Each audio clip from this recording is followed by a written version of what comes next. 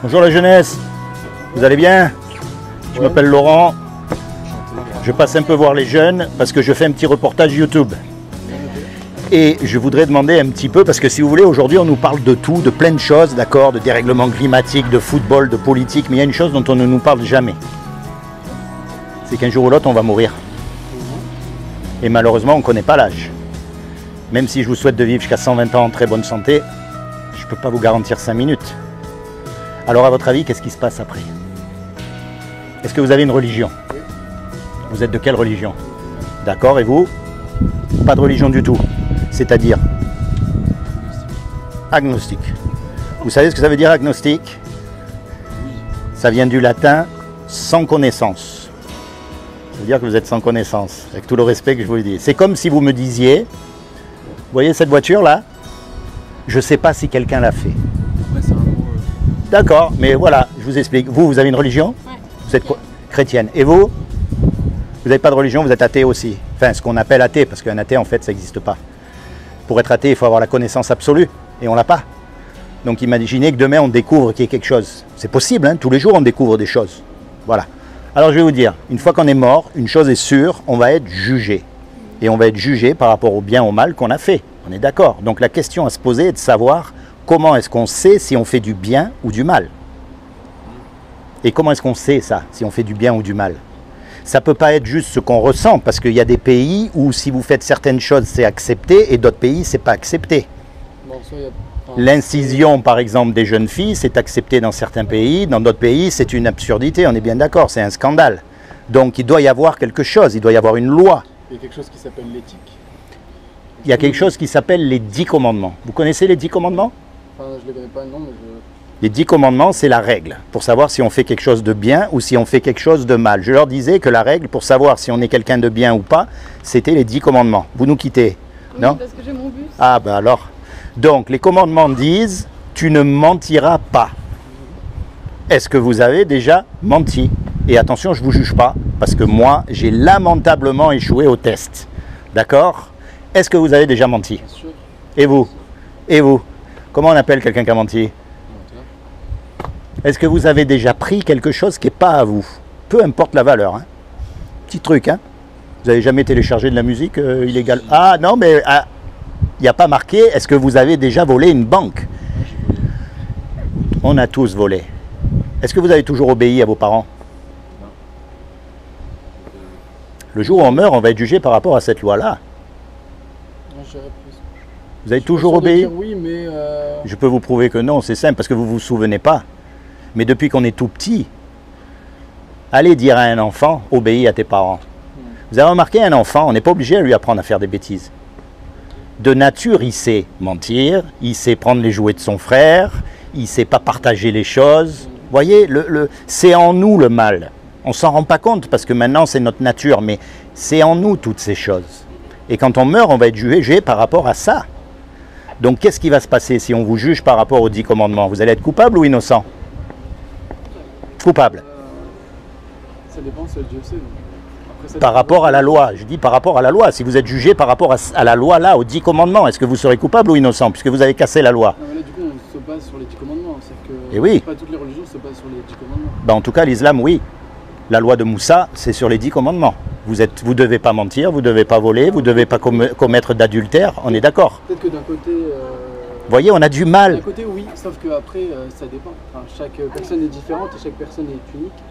Et le jugement, c'est pas à nous de le faire, ni à, comment dire, une règle qui est censée nous dire si tu respectes pas telle ou telle règle, c'est enfin tu vas aller en enfer ou tu vas aller au paradis, enfin quelque chose comme ça. Mais c'est juste c'est Dieu qui décide de si on va aller en enfer ou au paradis. Et il peut y avoir des gens, je pense, qui vont pas forcément respecter les 10 commandements, mais au fond d'eux, ils ont une bonté. C'est très bien ce que vous dites. Vous savez quoi?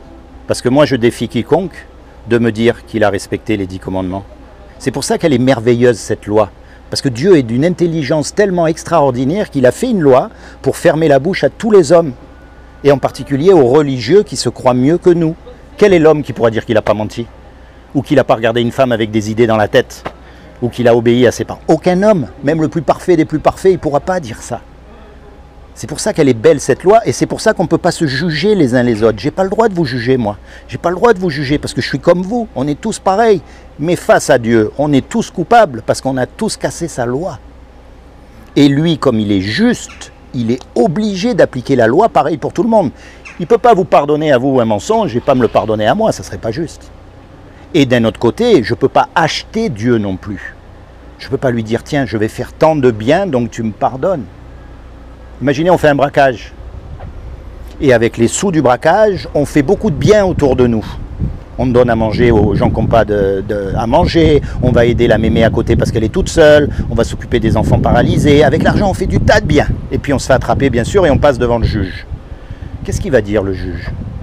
Vous avez fait beaucoup de bien, on oublie que vous avez volé la banque? Non, il va dire, c'est bien ce que vous avez fait, mais aujourd'hui, vous êtes là pour la banque que vous avez volée. Et Dieu, c'est pareil avec nous. Donc normalement, et c'est là la beauté de cette loi, tous les hommes, ils sont égaux devant Dieu. C'est-à-dire qu'on est tous coupables.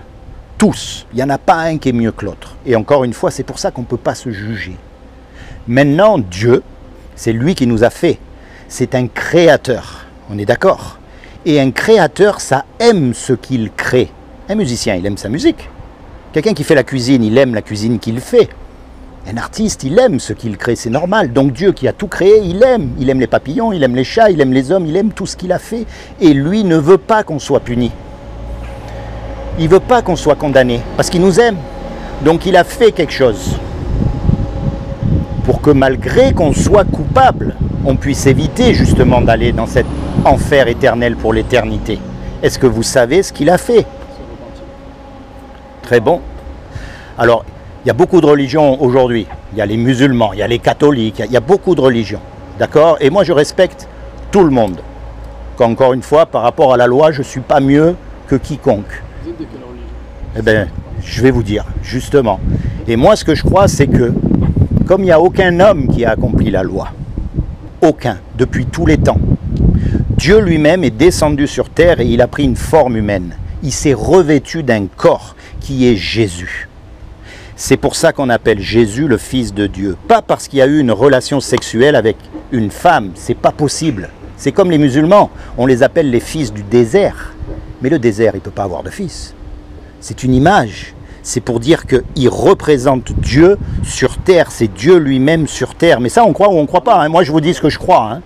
Et maintenant, il est venu lui-même pour se sacrifier à notre place. C'est-à-dire qu'il est mort à votre place et à ma place, parce que c'est le seul qui avait un sang parfait, c'est le seul qui n'a jamais péché. Et donc, pour qu'un sacrifice soit accepté, il faut qu'il soit pur, il faut qu'il soit sans tache. Vous ne pouvez pas offrir un agneau bancal, un agneau malade, et on est tous malades avec le péché en nous. Donc le problème, il est là. Jésus qui est mort sur la croix, à notre place, pour prouver qu'il était Dieu, 3 jours après, il a ressuscité. Il est revenu à la vie. Aujourd'hui, il est vivant. D'accord? Et celui qui accepte ça, celui qui accepte ce que Jésus a fait à la croix pour lui, il sera sauvé le jour du jugement. C'est comme si vous avez choisi un avocat. Jugement veut dire jugement. Et un jugement, il y a forcément des avocats. Donc, vous pouvez choisir Jésus comme votre avocat. Mais ce n'est pas une obligation, ça c'est à vous de choisir. C'est pour ça qu'on l'appelle Sauveur. Et pourquoi Seigneur? Imaginez, on fait un braquage, encore une fois, décidément. on va devenir les pieds nickelés de Draguignan. Non, mais on fait un braquage et puis on se fait arrêter. Et le juge, il dit, voilà, tous les 4, là. Vous avez 20 millions d'euros à payer, ou alors vous partez 50 ans en prison. Qu'est-ce qui va se passer? On n'a pas les sous. On part en prison. Et puis il y a un homme qui arrive, qu'on ne connaît même pas, et qui met l'argent sur la table pour qu'on soit libre. Comment est-ce que vous allez être par rapport à cet homme? Redevable. Je veux dire, vous ne le connaissez même pas. Il vient, il met l'argent sur la table. On ne mérite rien. C'est ce que Jésus a fait pour nous. Tous vos péchés, passés, présents, futurs, peuvent être effacés devant Dieu si vous acceptez le sacrifice que Jésus a fait. Alors maintenant, le but, moi, c'est pas de vous convaincre, de vous amener dans une église, de vous faire sortir de votre religion, de vous amener dans une secte. Non. La clé, c'est vous qui l'avez dit tout à l'heure. C'est le mot qu'on appelle repentance. Et l'essence même de la repentance, ça veut dire se tourner vers Dieu. Se tourner vers Dieu, mais pas comme les hypocrites, devant tout le monde pour faire les beaux, pour faire style, moi je suis plus religieux, je suis un bon. Non, quand vous êtes tout seul, dans votre coin, je vous encourage à parler à Dieu, à vous rapprocher de lui, à lui dire ce que vous avez dans votre cœur. Moi je suis musulman. Ce gars il est venu tout à l'heure, il est chrétien. Comment on fait? Et commencez à lui parler. Vous êtes unique, il n'y en a qu'un comme vous. On est d'accord? Et ça depuis que le monde existe. Imaginez qu'il y a eu des milliards d'hommes, il n'y en a jamais eu deux comme vous. Et comme moi. On est tous uniques. Et ça montre que ce que Dieu veut, c'est une relation personnelle avec vous. Parce que vous avez subi des injustices que moi je n'ai pas subies. Vous êtes passé par des endroits où moi je ne suis pas passé. Et puis vous avez eu des joies aussi que je n'ai pas eues. On a chacun notre vie et vice-versa. Alors bien sûr, on va aller dans le même sens. Mais on va avoir une relation personnelle. Dieu veut entendre ce que vous avez dans votre cœur. Vos doutes, vos questions, toutes ces choses. Et petit à petit, vous vous rapprochez de lui. Vous voyez? Et vous apprenez à le connaître. Parce qu'encore une fois, on ne sait pas quand on part.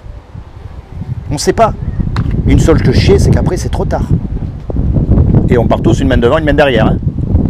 Riche, pauvre, malade, en bonne santé, en prison, ça n'a aucune importance. Hein. Après, c'est fini. Donc il y a deux solutions. Soit ce que je vous dis, c'est pas vrai. À la limite, on aura passé 5 minutes ensemble, vous m'avez écouté, vous allez bien rigoler, puis, mais finalement, j'ai rien fait de mal. Enfin, on est bien d'accord. Mais si j'ai raison, vous avez tout perdu. Parce que l'éternité, c'est long. Et imaginez passer l'éternité avec celui qui a tout créé, un papillon. C'est pour ça que vous disiez, vous êtes agnostique. C'est très facile de prouver que Dieu existe. Très facile. Vous prenez n'importe quel objet, la voiture, comme je vous ai dit tout à l'heure. La preuve même qu'il y a quelqu'un qui a fait cette voiture. Elle est là devant nous, c'est la voiture.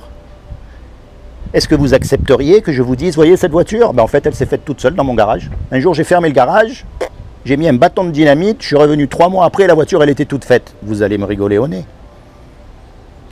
Mais maintenant, vous regardez la complexité de l'univers, de la nature.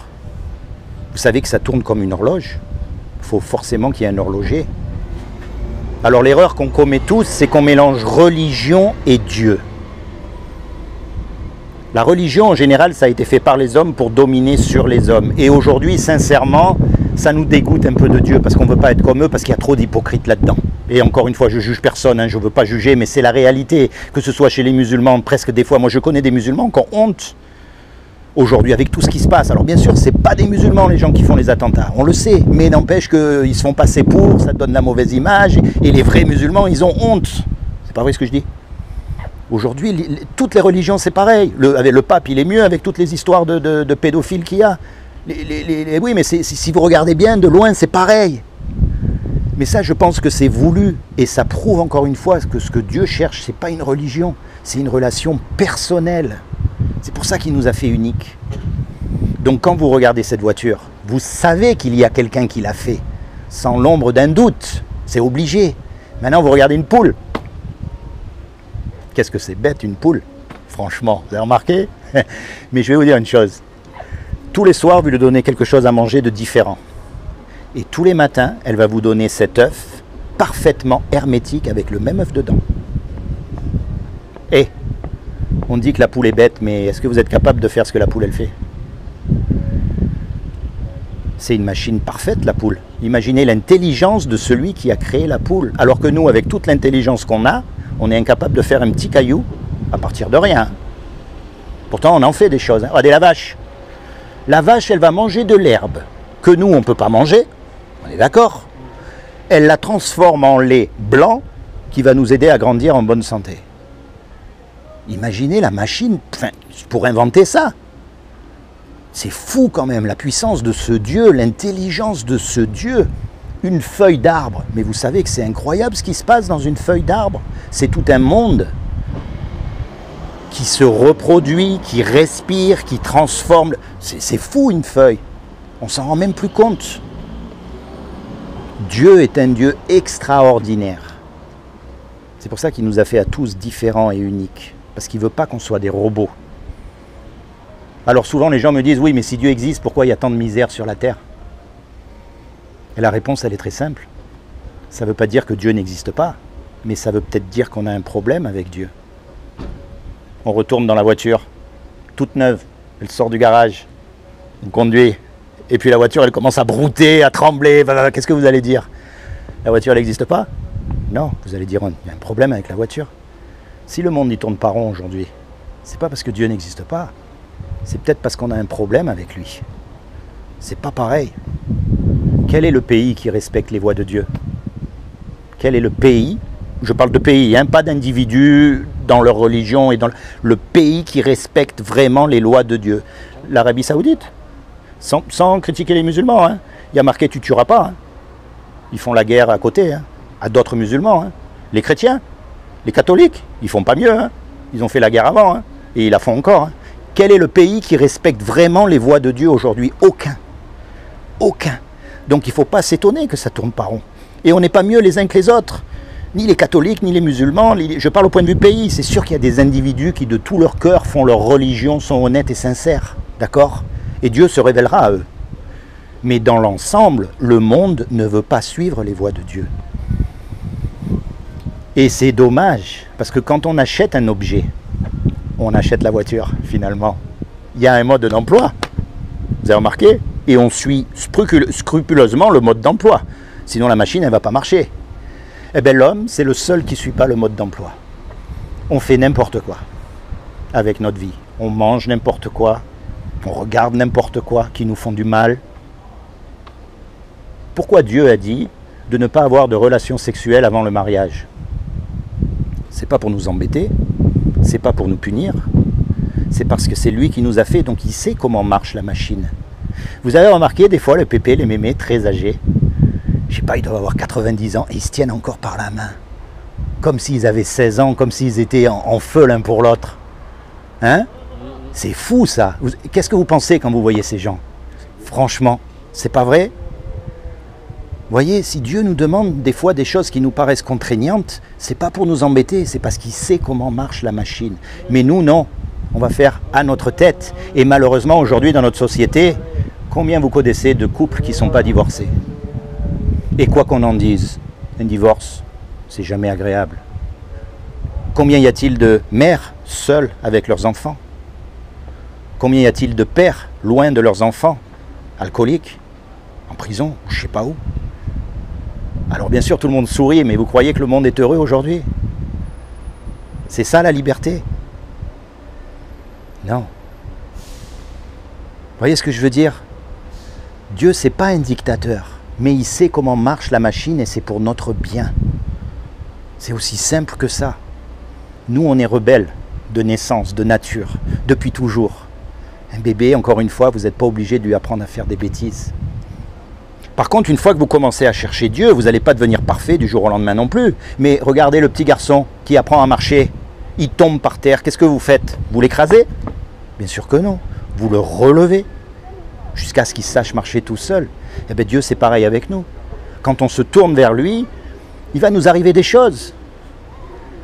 Mais il ne va pas nous écraser, il va nous encourager, il va nous relever et on va se rapprocher encore plus de lui. Vous voyez ce que je veux dire? Soyez bénis tous les trois. Vraiment, que Dieu vous bénisse, qu'il se révèle à tous les trois dans votre cœur, qu'il vous détourne définitivement du péché, parce que ça aussi c'est un miracle de Dieu, c'est de nos propres forces, on ne peut pas. D'accord? Soyez bénis mon ami.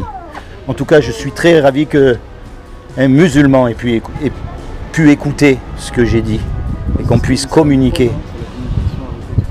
Oui. Malgré le fait qu'on ait des opinions qui divergent. Ben voilà, exactement. Et je trouve qu'on devrait plus faire de choses comme ça, pour pouvoir se connaître, pour pouvoir s'accepter, pour pouvoir comprendre aussi.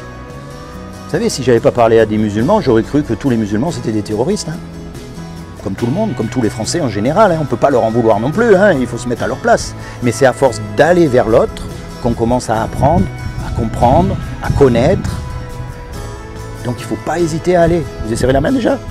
Ah, je me permets, bonne continuation tous les trois. Allez, une dernière fois, soyez bénis. D'accord? Bébé, en souvenir, je vais quand même vous laisser un petit cadeau. C'est pour vous dédommager du temps que vous avez passé avec moi. D'accord? C'est les nouveaux billets Je les ai eus en avant-première. D'accord? Derrière, il y a juste un petit résumé de ce que je vous ai dit. Soyez bénis tous les trois. Merci beaucoup. Au revoir.